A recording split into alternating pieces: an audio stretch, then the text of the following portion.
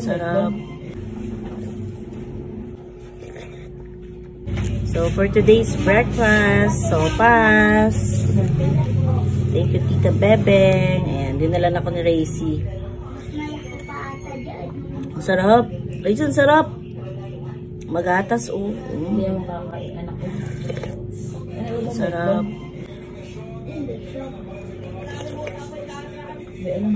Sarap ng sopas. Siyempre masarap sa sopas ang tinapay, pandelito. Lambot ng pandelito. Tapos, sausaw natin here.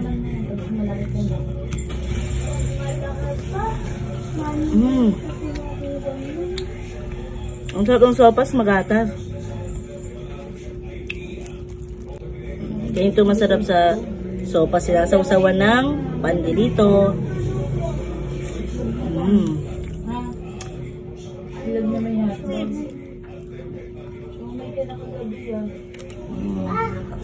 Pumunta ka na kaya doon sa bagto. Kaway-kaway.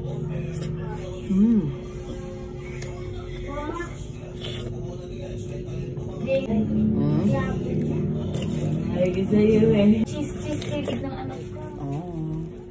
Nalakap pilikot na para hindi na malagay yung stock.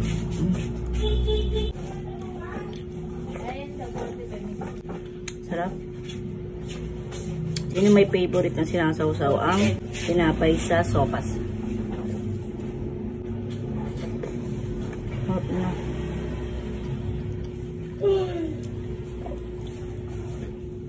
Oo, sopas lang ako. Pipigaan ko ng kalamansi. Sarap. Mami, ang hapon. Yan, ang sarap ng breakfast na to. Hindi ka na mag-iitlog ah.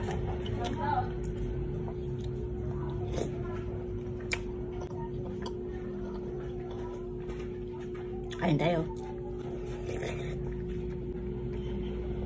Sarap.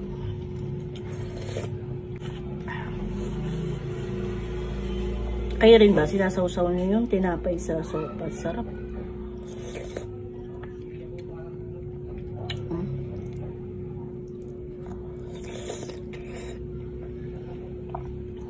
Mainit.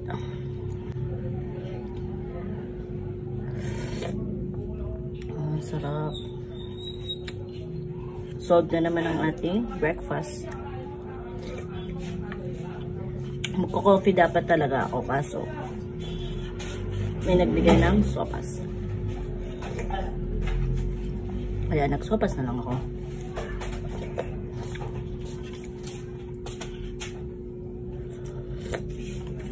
So, ayan. Nag-change na tayo venue. Ayan. So, ayun lang. Bye-bye. Kain na rin kayo.